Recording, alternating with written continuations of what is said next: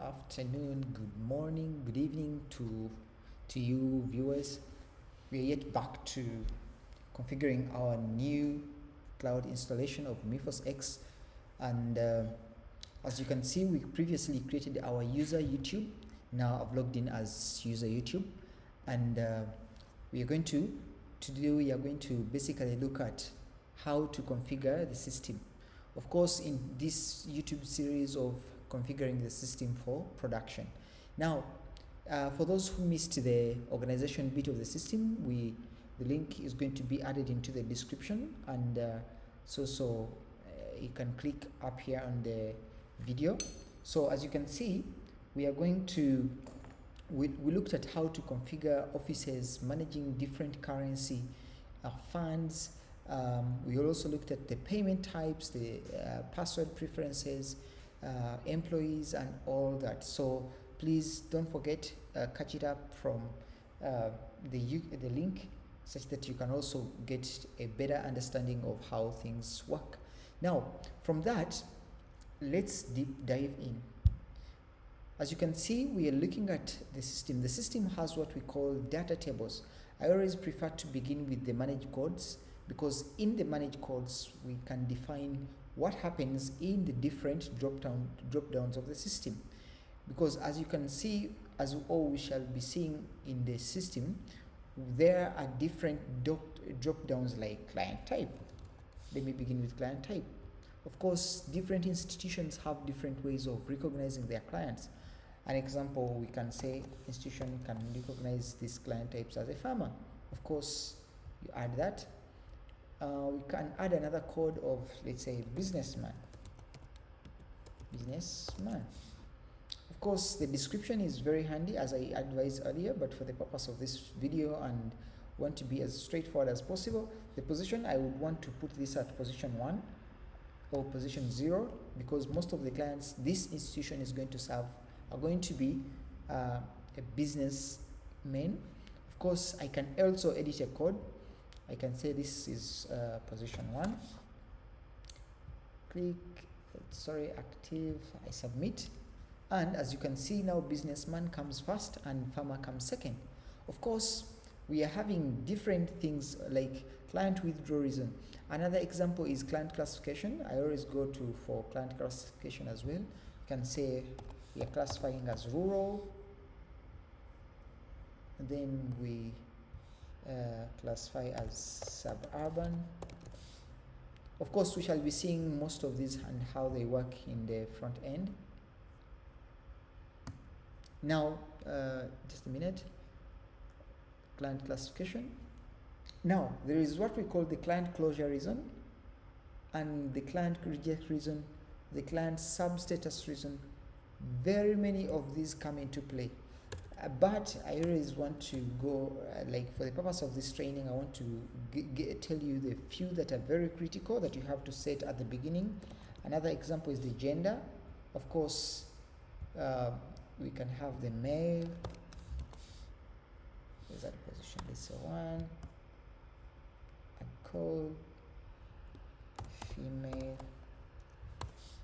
Add position 2. Of course, now if I didn't add position, so it will go to position 0. Now there are different drop downs like customer identifier. We shall see this when it comes to adding identification. Of course, I can rename this to national ID. We shall see this in the drop downs as we work around the system. Okay. Now, different drop downs apply at different reasons. So for whatever case, the moment you look at a drop down and it is not set in the system, just come to the system, manage codes, and check for that particular drop down. Then there is when you want to add what we shall see as data tables. Data tables are tables that define extra information, let's say on the KYC, that was not previously captured by the system or the system configurations. Now, what we do is we may need to have drop downs in such custom areas. So what you do is you can now come here and you define a new code that has not been existent in the system. An example is disability. Okay, we may want to know if the person is disabled, yes or no. Okay, then of course we can say disability. Then we can now add what we call the code values. The code values are now the features of the actual drop down. So the drop down name will be disability, but the values will be now what we call the code values, and this can be blind. You can also have another disability as it's a physically impaired. Sorry. Just 1 minute. Physically challenge. So this, we shall now leverage this custom code that we have designed. We want to make sure that on the client section, when we go to the client side, we can have an area whereby we have those drop down of, let's say, disability. Okay, now back to the system. We go to now what we call the audit trail. The audit trail is a very, very handy tool that can allow us to see who did what onto the system. We usually back it up with the forensic trail that is done at the database side, but on the front interface we have the audit trail. Of course, we can use this to search. As an example, you can see that YouTube, this login YouTube did a create of a code at this timestamp. This login, this did this. Previously, I was logged in as Mifos. I went and created a staff and under Office this and did that. So you can see that anything or any event that happens on the system is created on the back end and it's displayed on the audit trail. Of course, you can always filter by user, you can filter by date, you can filter by system status and all that. Now, we go to where we now add the screen reports, and that's the manage reports. Don't confuse this with the reports section. The reports you see in the section here, you can see like active group leaders. Okay, this is a report. Of course, you want to run this report to make sure that you get the active group leaders, but in the system side, this is where we configure that report. Of course, when you click on manage reports, you can see the list of all reports. Of course, those who have been using Mifos and those who have not, we have what we call the report engines. The report engines include a table report and the Pentaho report. Currently, we are having two types of reports, the table report and the Pentaho reports. Of course, Pentaho is a reporting engine that is added onto Mifos. It's a third party, but of course it ships with Mifos currently. Now, of course, there are those who may want to add different types of report builders, those who may want to go for the paid versions of, let's say, Crystal reports, whatever you would want. But currently, in the community, Mifos community, we always go for free, and Pentaho is one of those that are very free. Of course, I copied the other report. It is active group leaders. As you can see, in the report section, every report we have here, we have it in the report section. I can disable or enable a report. Of course, this is already in the system, so I can come here, and the moment I check and the moment I remove this check box here, that this is no longer a user report on the UI, it directly means that this report won't be visible when I go to the report section. So let me submit. Oh, the report cannot be provided when the report type is SMS. Report type is table. Of course, we shall see the different use cases of all these reports. Just a minute. Subtype cannot be table. It's so sorry. Just a minute. Submit. Of course, I've removed it from the UI. So let's go up here and we try to search for this report. As you can see, that the active group leaders report is no longer onto the UI because I've disabled it from the other side. Now, when it comes to, let's say I want to create a new report that is currently not on the system, of course, at this stage, we assume that you're very comfortable with SQL. So you will write, of course, the report name. Let me call this, what name should I give it? Let's say loan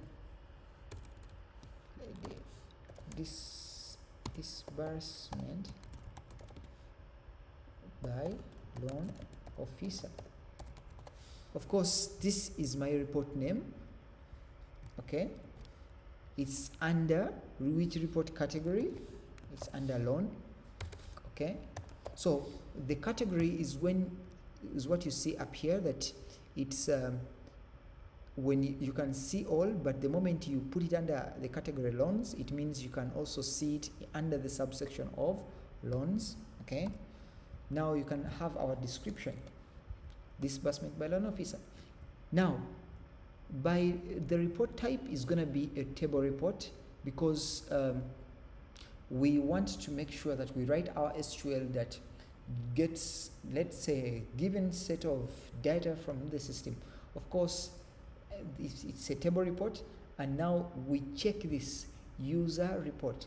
The moment we check this, it directly means that we shall see that report in our drop downs or in our reports area.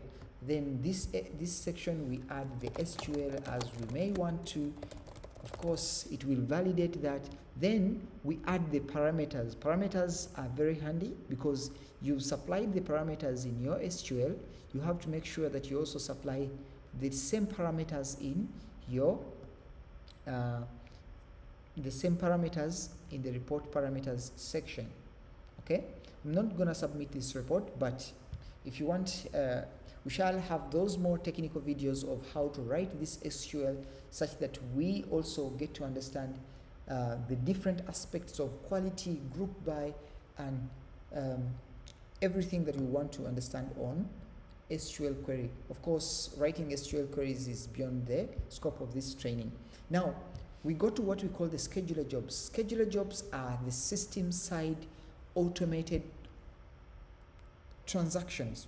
A quick example would be, let's say, execute standing instructions. Standing instructions include scenarios of when, let's say, money is being transferred from a loan account to, from a savings account to a loan account, or let's say charges. Charges, we run the standing instruction for charges of saying pay due saving charges that will deduct money from client savings accounts automatically onto the system. Of course, posting share dividends, recalculating interest of loans, sending messages using the SMS gateway, and all that. Of course, there is a status. Okay, there is when the system previously ran that job, the status of whether the job ran or not, and when it's going to run again. Then if it is currently running, you'll already see it here. And of course, in an event of an error, you will always have an error log added here. Of course, we shall be getting deeper and deeper into how these cron jobs work and how to even write our own cron jobs. An example is when you want to make sure that you, let's say, adjust this cron job to run at a given time, not a predefined time, let's say on what was previously set. Of course, we can also view the history of this particular cron job, when it last ran, what it did, and the status, and the error log, if any. Okay, so we shall have drop me a comment in the video if you really want to understand how scheduler jobs work and how best to leverage them. Of course, now to the configuration. The configuration is where we set everything These are called the global configurations. Account mapping, allow backdated penalties. As you can see, there is even a tooltip, determine if the file image uploads will be handled to an alternative Amazon S3 cloud storage. Of course, this goes for when the system was configured to store all the backup data onto Amazon S3. Now, as you can see, there are quite a number of configurations. Enable address. The moment you enable any global configuration, as you can see, enable address is currently enabled, so meaning that the moment we are creating our client in the clients area, we shall see the address field. We shall see that later. Enabling business date, minimum clients and number of clients in a group, maker and checker. This is what I wanted to bring to your attention. So the moment you enable maker and checker at a global configuration level, it means that individual users having a given right can have a particular right to either make a submission and someone else approves that particular submission. We usually call it the 4i rule, whereby if an example of a journal entry is being posted, the journal entry can be re-verified by another person, but without necessarily having one person to approve a journal entry. So if that entry is approved by the checker, definitely that person will now, the journal entry will automatically be posted by the system. Now back to the system. I don't want to make this video very lengthy, but inside the manage roles and permissions, remember in our global configuration we enabled maker and checker, so we can define which tasks we want to have maker and checker. An example, as I said earlier, that we may want maker and checker to be available on the accounting posting of a journal entry. So you come here, maker checker tasks, click on edit, click on accounting. Of course, we want to have maker and checker on creating a journal entry. Then we submit. Simple as that. If we want to have maker and checker on posting a collection sheet, yeah, we can edit, have maker and checker, submit. Now, inside the roles and permissions, we shall have all these. An example is, of course, let's create a new role very fast. Let me call this credit manager. Okay, this role is for the credit manager. Okay, so we can now add the different permissions that we want to give our role credit manager. Now when it comes to accounting, let me use Ctrl F. I get very lazy. I don't want to read very many things. I want to see journal. Let me just type. I want to see only where there is create. Of course, you can see create journal entry. I can give this person, let's say, of course, this is not the accountant. So let's say we want to create journal entry. There is that create journal entry and create journal entry checker. So meaning that this person can have a permission to create the journal entry, but cannot have the permission to approve that particular journal entry. Then we can also have a scenario whereby this, of course, this is a credit manager. He can now, let's say, approve the journal entry, but he cannot create the journal entry. I guess that's clear, right? So when it comes to loans, let's go to portfolio. We look at create, of course, create client. We may want for him to create a client identifier. And as you can see, very many things have create loan. Let's say the loan manager cannot create a loan, but he can approve the loan checker. Okay, he can be a loan checker. So a loan cannot be created onto the system unless it's verified by this loan manager. So back to the system, we can now look. The system has what we also call account number preferences. Okay, these are very handy. An example is when an institution wants to, let's say, tag the client account number with, let's say, a prefix. Of course, you can say define. Of course, we want to add a client, so we want to, let's say, add the office name such that on every client account number there is an office name appended. Okay, so that's how we do it. Or if we want to, let's say on a loan account, we want, let's say, to have a prefix of, let's say, the loan product short name. Okay, so we can always add the product short name. We can also have a prefix, just a given prefix, or a custom prefix, whichever way we would want it. But for now, I would not want to have anything beyond the normal, but it's currently available off the box. Now, managing the maker check, we've talked about that. Now, the data tables. The data tables are, these are the extra fields or the extra data that we collect onto a client, but may not necessarily be catered for by the system previously. An example, I talked about disability before. So we can create our own table called disability. Okay, and this applies onto the client. Of course, this is the legal, it can either apply onto the entity or the person. I want it to apply to a person. Of course, add columns, and this column, let's say it's called disability. Okay, column type, it's going to be a drop down.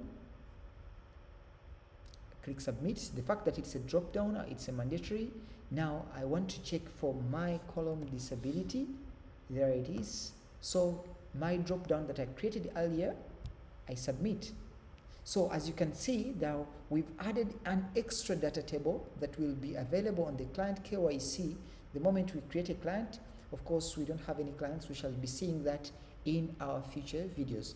So I didn't want to make this video very lengthy, much as it has really gone very lengthy. But as you can see, stay tuned. We are going to now go into how to configure the different products and generally set up the system to production. Of course, the moment we set products, now we can now define that people are going to take on these products. So stay tuned. If you missed my video on organization, it will be somewhere up, and please stay tuned for yet more videos that are going to be coming on.